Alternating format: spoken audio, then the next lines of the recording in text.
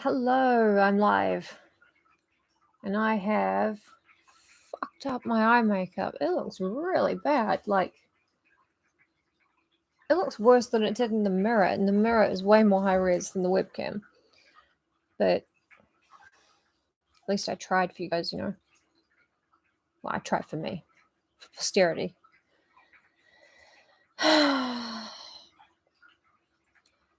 Life is a river, but not a calm one. Not a calm one at all. Anyway, hey, what's up? Yes, I thought that I would have a bunch of numbness from the dentist, but what they were doing was just taking pictures and x-rays and, planning to numb me later on. Oh no, don't do that. Go to the chapter. Chapter 5? No, we read that one. Now it's telling me no one's here, but I don't think that's true. Henry Clerval turns up to nurse. Victor, Elizabeth Lavenza writes a really boring letter. Hey, that's awesome. Oh, I wish I could fix my crooked front tooth. It's literally the only thing holding me back from being a famous movie star, possibly supermodel. I don't think the fact that I don't think my age or height or figure or lack of interest in modeling should stop me from being a supermodel, but I think it's the tooth that does it. Little overlappy Sammy. But anyway, hello! It's my Achilles tooth. Yes. That's why in photographs I smile with my mouth shut. But in real life, I don't, because I don't really care what you guys see. All that matters is what I see, and I only see pictures.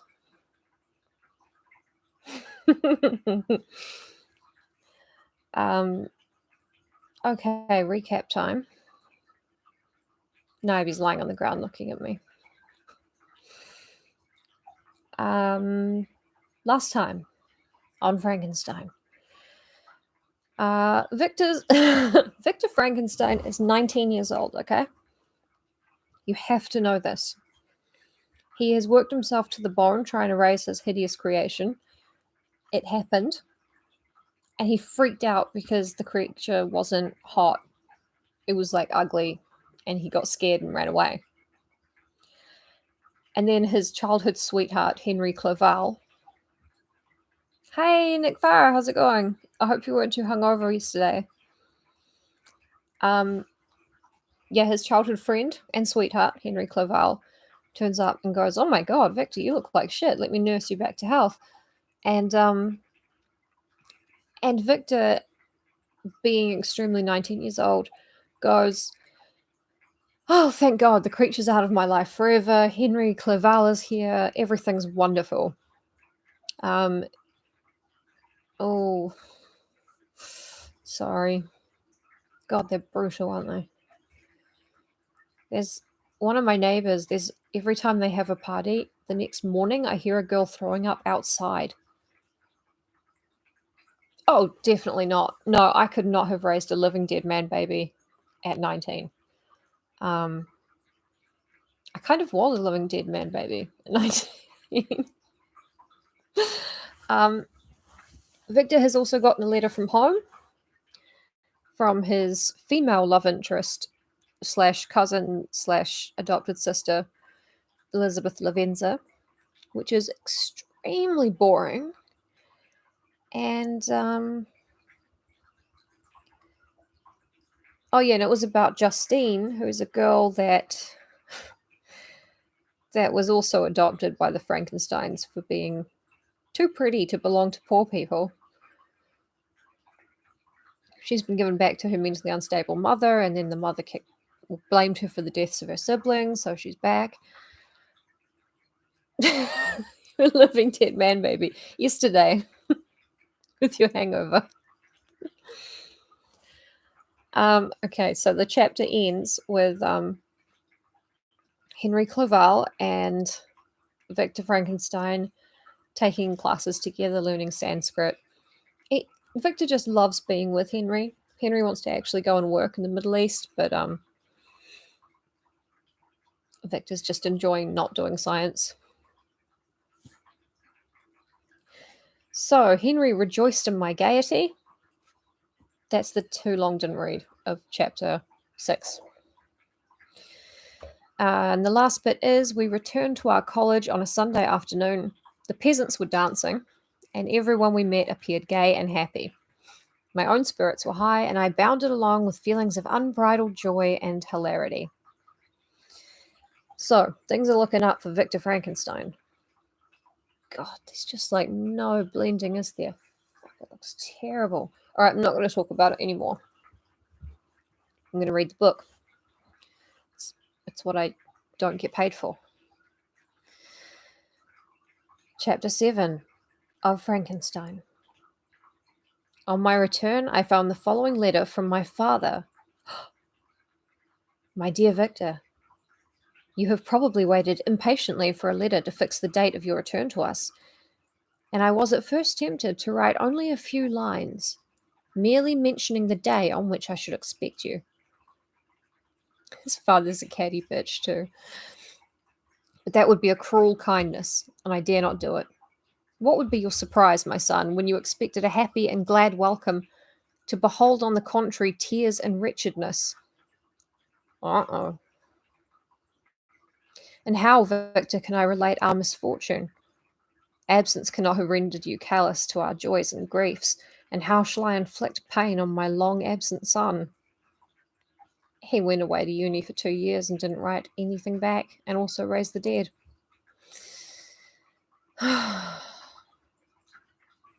All the best literary protagonists are fail sons. I wish to prepare you for the woeful news, but I know it is impossible. Even now your eye skims over the page to seek the words which are to convey to you the horrible tidings. William is dead. William is one of Victor's younger brothers. That sweet child who smiles, delighted, and warmed my heart, who was so gentle, yet so gay. Victor, he is murdered. I will not attempt to console you, but will simply relate the circumstances of the transaction. I think from here on in, the word gay has its modern meaning in Frankenstein, because we have seen some very tender male relationships. Initially, Dad Frankenstein's relationship with Dad Lavenza. No, not Lavenza. No. Okay, so Dad Frankenstein had a boyfriend whose name I can't remember. And when he died, Dad Frankenstein married his daughter so that she would have somewhere to live and, all of that. And from the sounds of it, they were very good friends.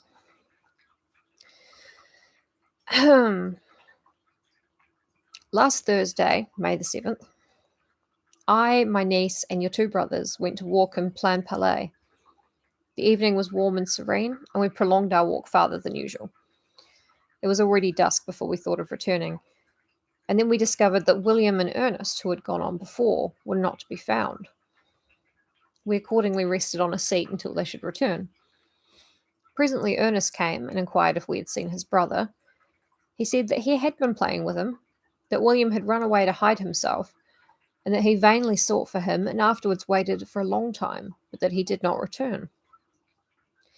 This account rather alarmed us, and we continued to search for him until night fell, when Elizabeth conjectured that he might have returned to the house. He was not there.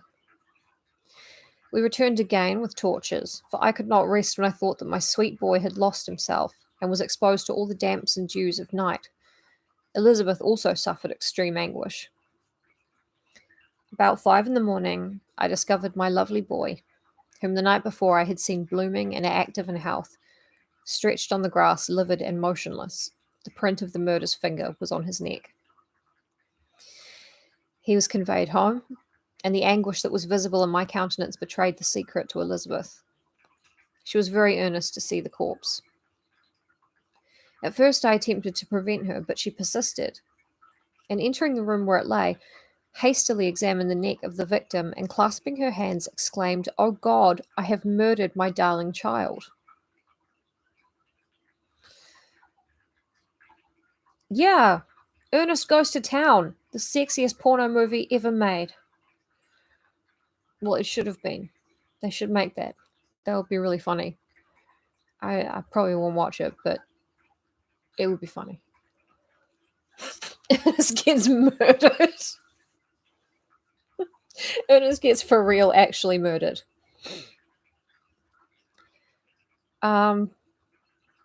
Elizabeth seems a little bit confused. Don't think she was the murderer, and William is not her son. I know. She knows he isn't. I know that's not what that means. It's fine.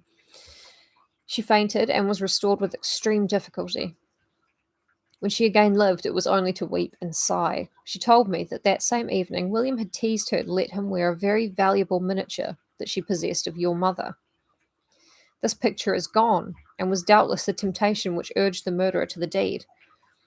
We have no trace of him at present, although our exertions to discover him are unremitted, but they will not restore my beloved William.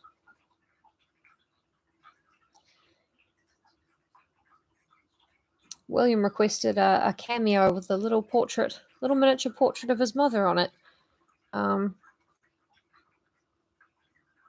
He really was a beautiful, blooming gay boy.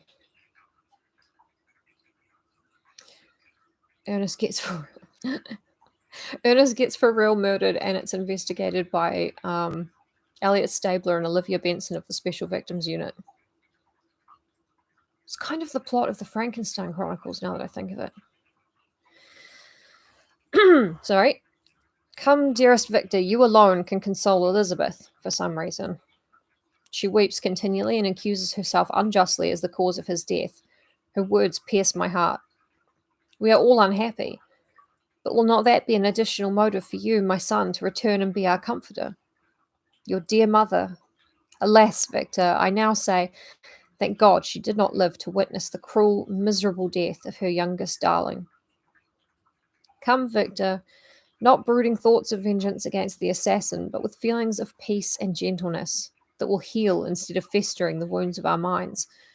Enter the house of mourning, my friend, but with kindness and affection for those who love you, and not with hatred for your enemies.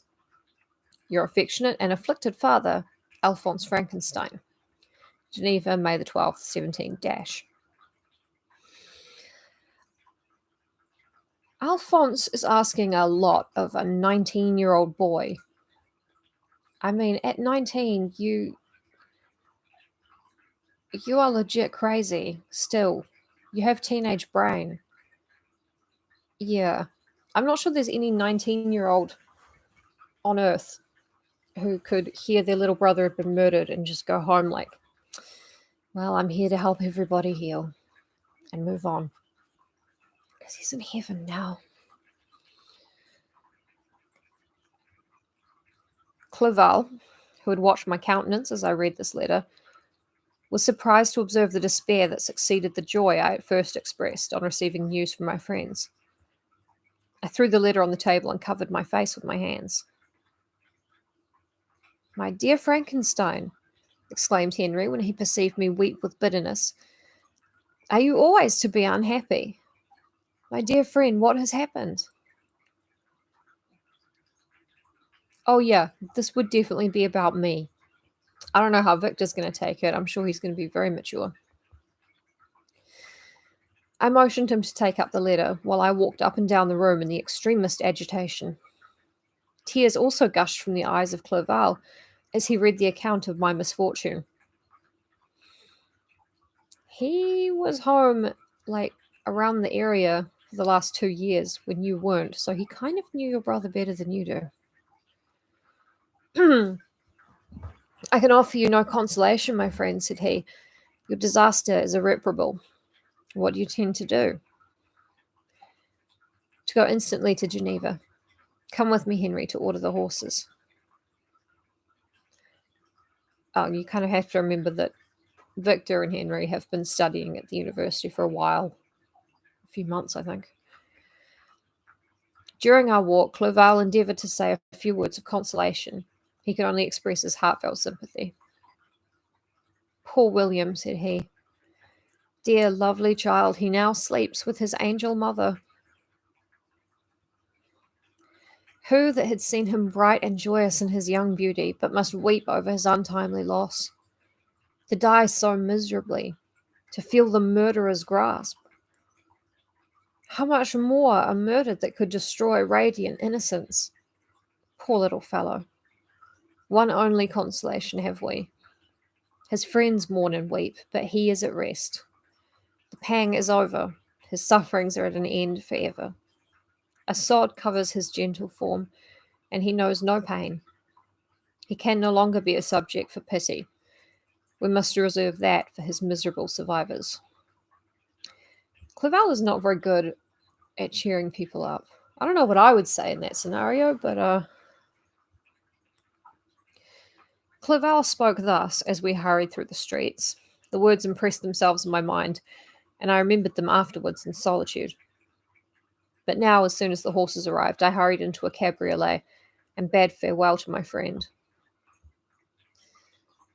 To be fair, I think Clerval is 19 as well, so even more difficult. Hi, Jessie. It's nice to see you.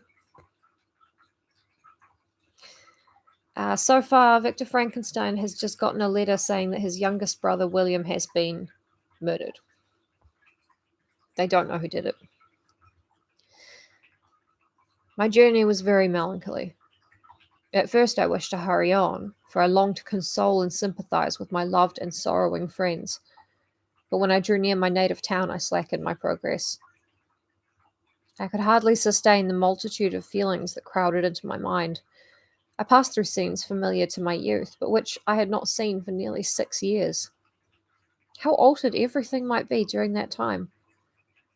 One sudden and desolating change had taken place, but 1,000 little circumstances might have by degrees worked other alterations, which, although they were done more tranquilly, might not be the less decisive. Fear overcame me. I dared no advance, dreading 1,000 nameless evils that made me tremble, although I was unable to define them. Mary Shelley is very, very good at evoking anxiety without using the word because, of course, she doesn't have it. Anxiety, PTSD, depression, she's got them all covered. I remained 2 days at Lausanne, in this painful state of mind. I contemplated the lake. The waters were placid, all around was calm, and the snowy mountains, the palaces of nature, were not changed. By degrees, the calm and heavenly scene restored me, and I continued my journey towards Geneva. The road ran by the side of the lake, which became narrower as I approached my native town. I discovered more distinctly the black sides of Jura and the bright summit of Mont Blanc. I wept like a child. Dear mountains, my own beautiful lake, how do you welcome your wanderer? Your summits are clear, the sky and lake are blue and placid. Is this to prognosticate peace, or to mock at my unhappiness? I fear, my friend, that I shall render myself tedious by dwelling on these preliminary circumstances. But they were days of comparative happiness, and I think of them with pleasure. My country, my beloved country. Who but a native can tell the delight I took in again beholding thy streams, thy mountains, and more than all, thy lovely lake? I do not know that feeling, living in a country that does not. Yet, as I drew nearer home, grief and fear again overcame me. Night also closed around, and when I could hardly see the dark mountains, I felt still more gloomily. The picture appeared a vast and dim scene of evil, and I foresaw obscurely that I was destined to become the most wretched of human beings. Alas, I prophesied truly, and failed only in one single circumstance. But in all the misery I imagined and dreaded, I did not conceive the 100th part of the anguish I was destined to endure. It was completely dark when I arrived in the environs of Geneva. The gates of the town were already shut, and I was obliged to pass the night at Secheron, a village at the distance of half a league from the city. The sky was serene, and as I was unable to rest, I resolved to visit the spot where my poor William had been murdered.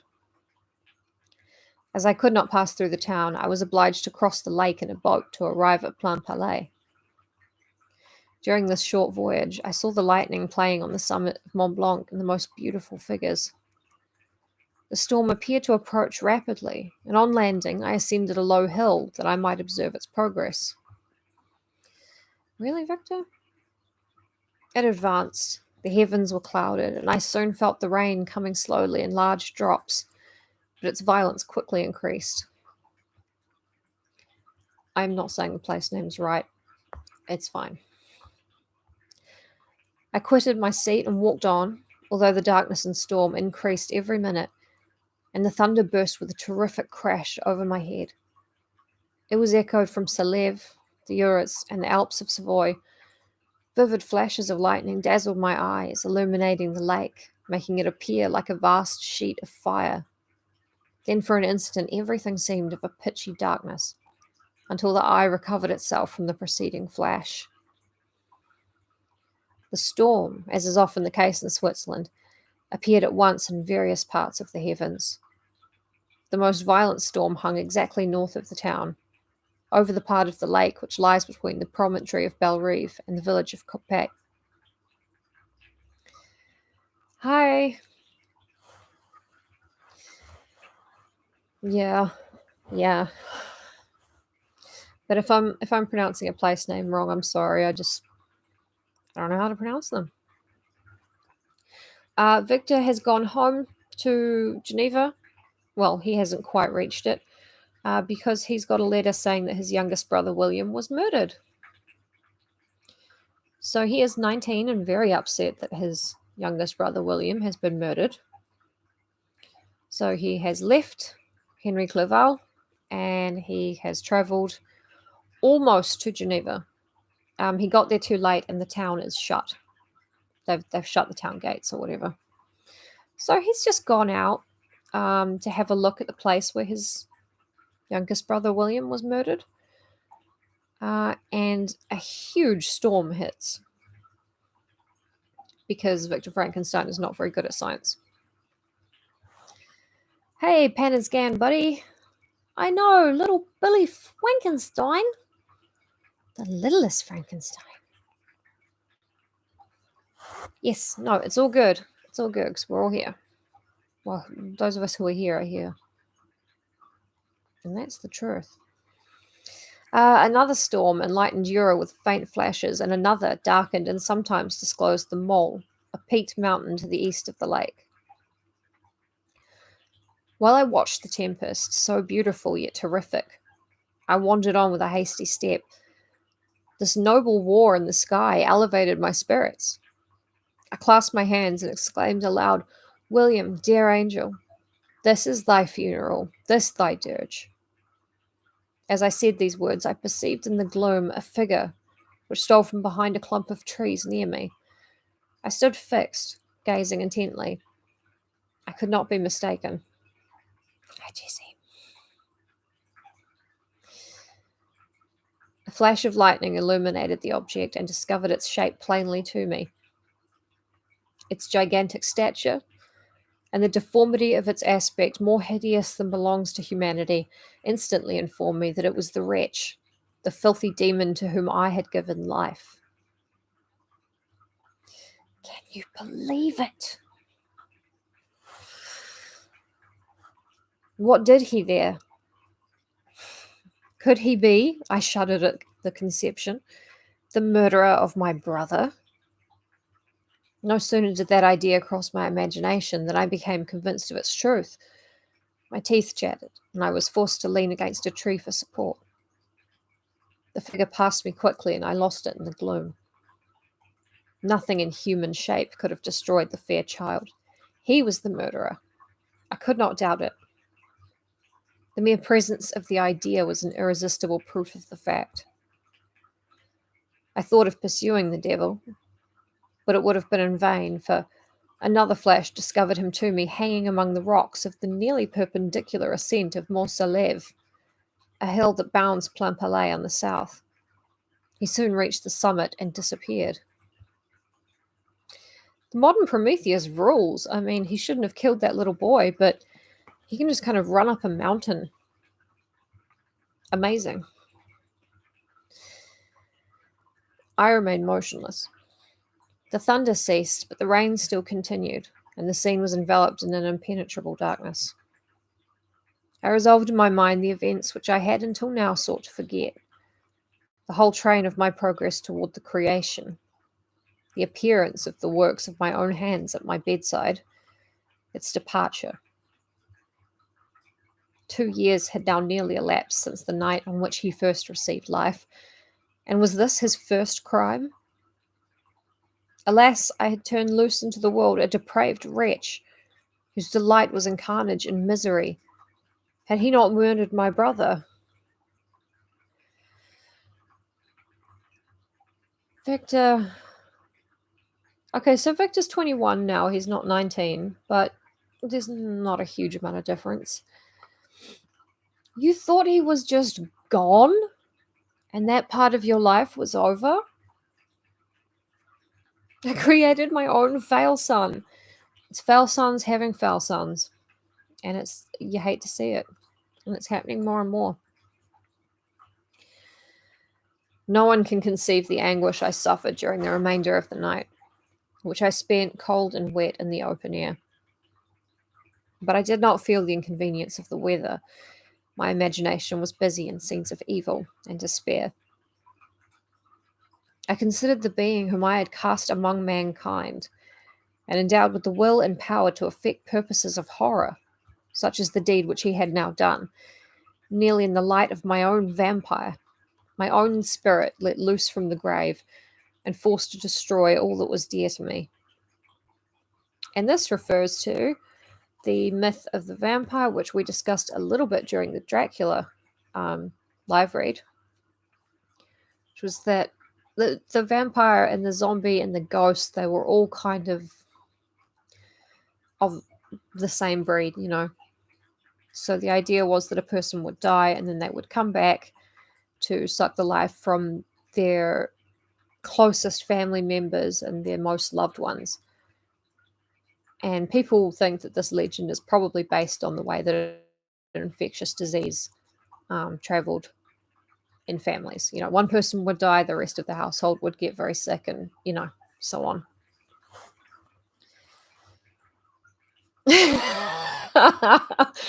To get a job when you're a patchwork man, no birth certificate or too many. Good point. He's also 8 foot tall, which Victor thought was a good idea for some reason. Oh, poor fella. He doesn't even have a name. I'm going to name him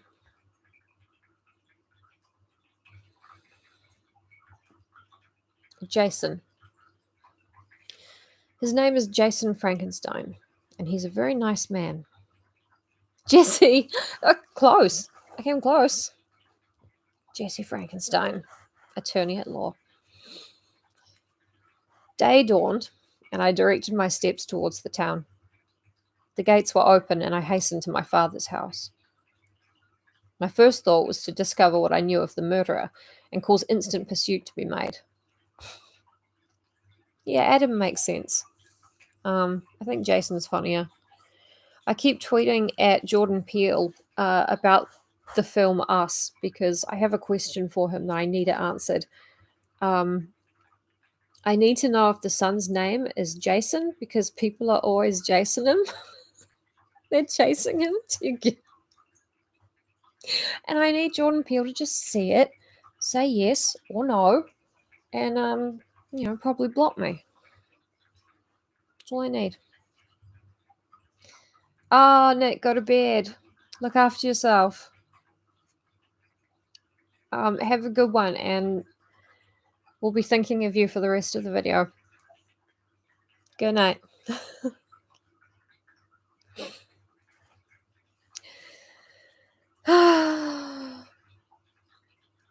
My first thought was to discover what I knew of the murderer and cause instant pursuit to be made. But I paused when I reflected on the story that I had to tell. Yeah, no shit, Victor. Come on. A being whom I myself had formed and endued with life had met me at midnight among the precipices of an inaccessible mountain.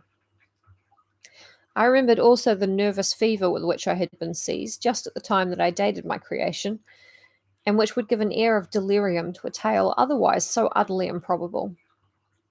I well knew that if any other had communicated such a relation to me, I would have looked upon it as the ravings of insanity. Besides, the strange nature of the animal would elude all pursuit, even if I was so far credited as to persuade my relatives to commence it.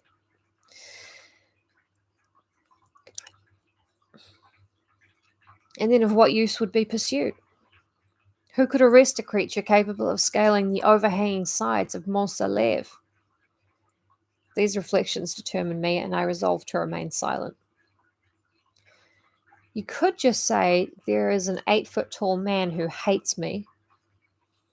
If you see him, don't let him put his whole hand around your neck.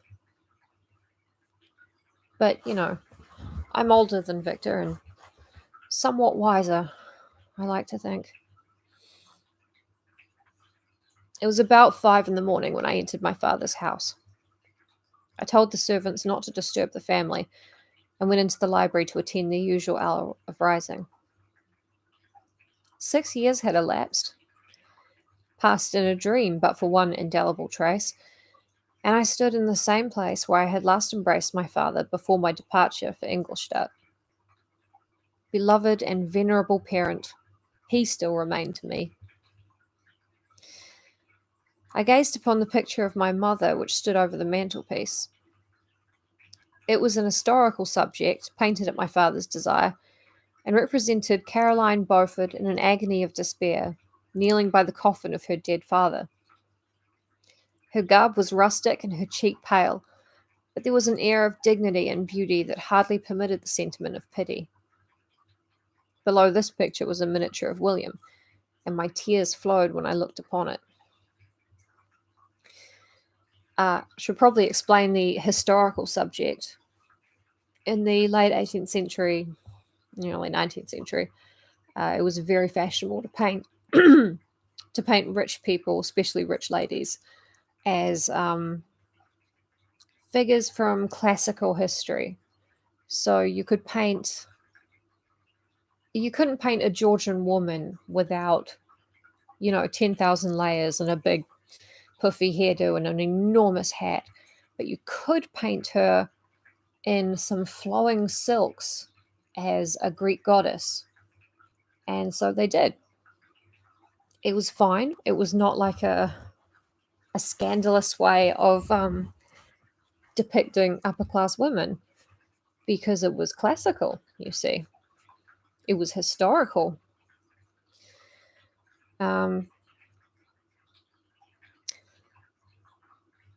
Little bit weird that that Frankenstein's dad had his wife painted in a rustic, sexy garment, kneeling by the coffin of her father. No, it wasn't a sex thing. It wasn't. But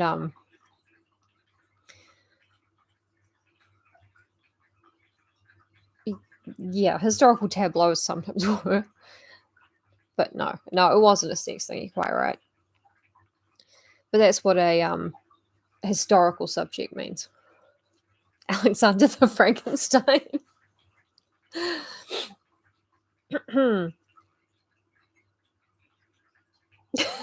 Like Burt Reynolds.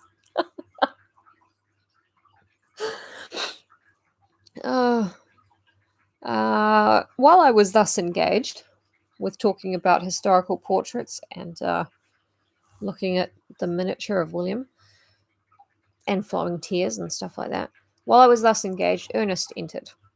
That's right, the other brother. He had heard me arrive and hastened to welcome me. "Welcome, my dearest Victor," said he. "I wish you had come 3 months ago, and then you would have found us all joyous and delighted. You come to us now to share a misery which nothing can alleviate. Yet your presence will, I hope, revive our father, who seems sinking under his misfortune, and your persuasions will induce poor Elizabeth to cease her vain and tormenting self-accusations. Poor William! He was our darling and our pride." Weird. Tears unrestrained fell from my brother's eyes. A sense of mortal agony crept over my frame. Before I had only imagined the wretchedness of my desolated home.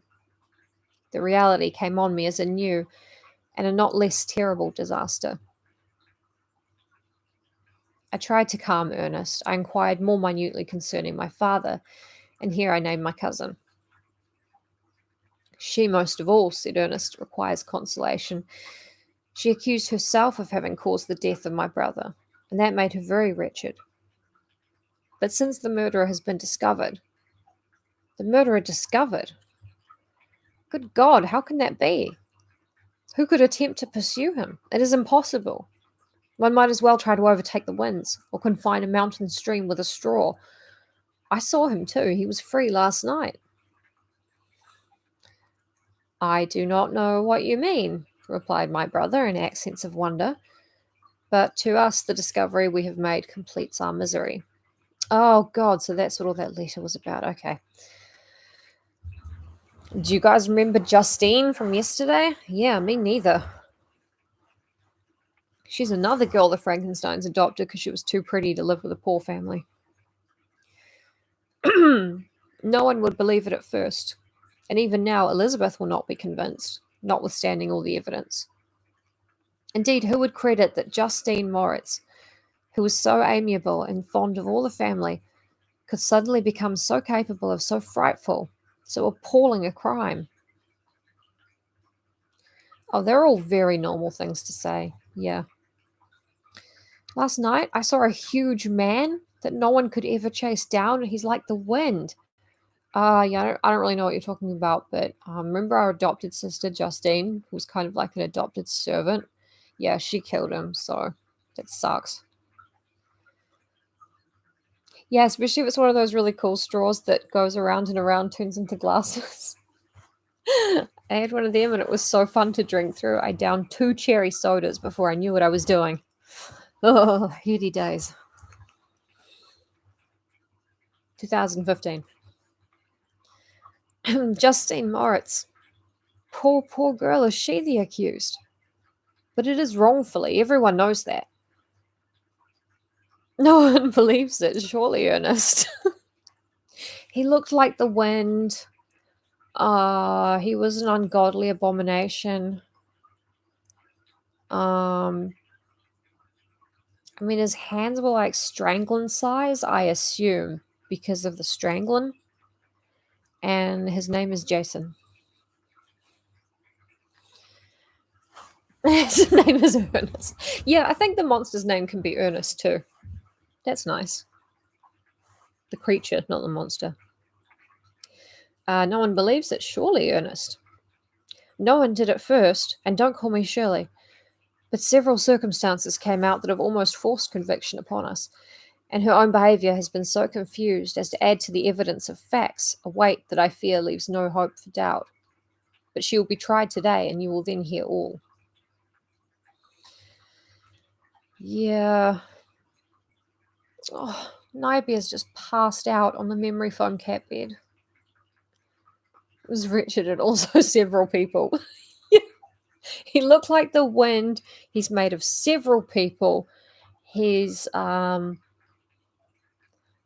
did not name him. I just kind of ran off, but he's kind of my baby. If a baby was 8 foot tall and could strangle a slightly older but smaller baby. Why you can't sketch that is just beyond me.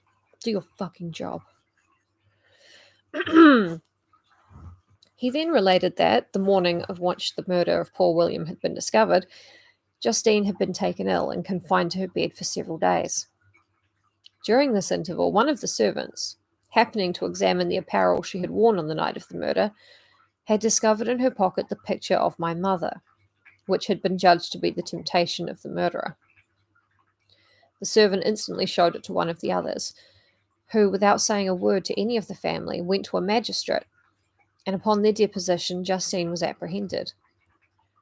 On being charged with the fact, the poor girl confirmed the suspicion in a great measure by her extreme confusion of manner. No wonder she was confused. This was a strange tale, but it did not shake my faith, and I replied earnestly, "You are all mistaken. I know the murderer. Justine, poor good Justine, is innocent." At that instant, my father entered. I saw unhappiness deeply impressed on his countenance, but he endeavoured to welcome me cheerfully, and after we had exchanged our mournful greeting, would have introduced some other topic than that of our disaster. Had not Ernest exclaimed, "Good God, Papa! Victor says that he knows who was the murderer of poor William." Ernest is a bit big for his boots. "We do also, unfortunately," replied my father, "for indeed I had rather been forever ignorant than have discovered so much depravity and ungratitude in one I valued so highly." "My dear father, you are mistaken. Justine is innocent. If she is, God forbid that she should suffer as guilty. She is to be tried today, and I sincerely hope, that she will be acquitted." Sometimes I get confused and I don't know what I came into a room to do, and I assume it was to murder someone and steal a little painting off them. I usually don't find people in the other rooms. Just once, but he scudded back up to the attic through a little door.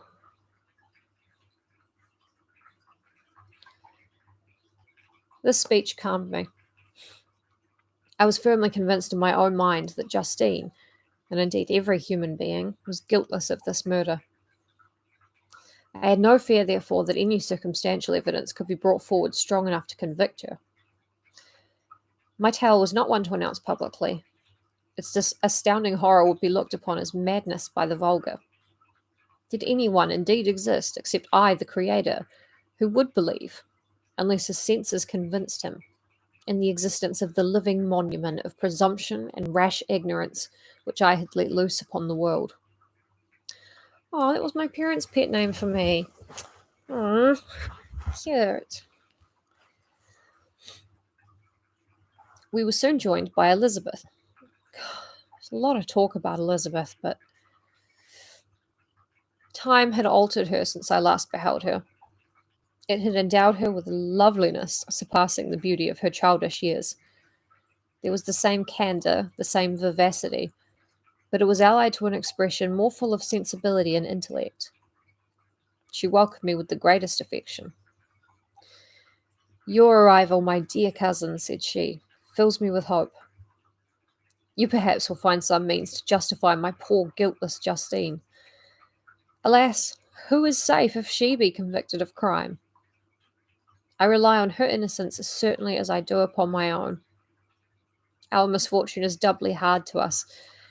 We have not only lost that lovely, darling boy, but this poor girl, whom I sincerely love, is to be torn away by even a worse fate. If she is condemned, I shall never know joy more.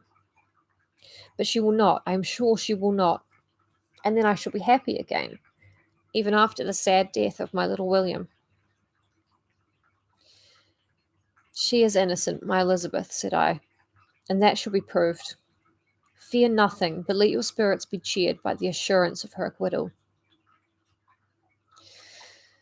"How kind and generous you are. Everyone else believes in her guilt, and that made me wretched, for I knew that it was impossible. And to see everyone else prejudiced in so deadly a manner rendered me hopeless and despairing." She wept. I'm sorry, I keep wanting to do a stupid voice for Elizabeth. I think it's because she gets talked up so much, and then her letter was really boring to read. "Dearest niece," said my father, "dry your tears. If she is, as you believe, innocent, rely on the justice of our laws, and the activity with which I shall prevent the slightest shadow of partiality." The end of the chapter.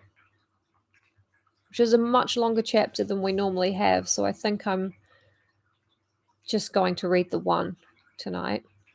But yeah, the impartiality of the law, not so good back then, not so good now. Hello, Nash Irongay, welcome. I'm very glad you were here. If you were here the whole time, I'm glad you were here whenever. Thank you for being here, you guys.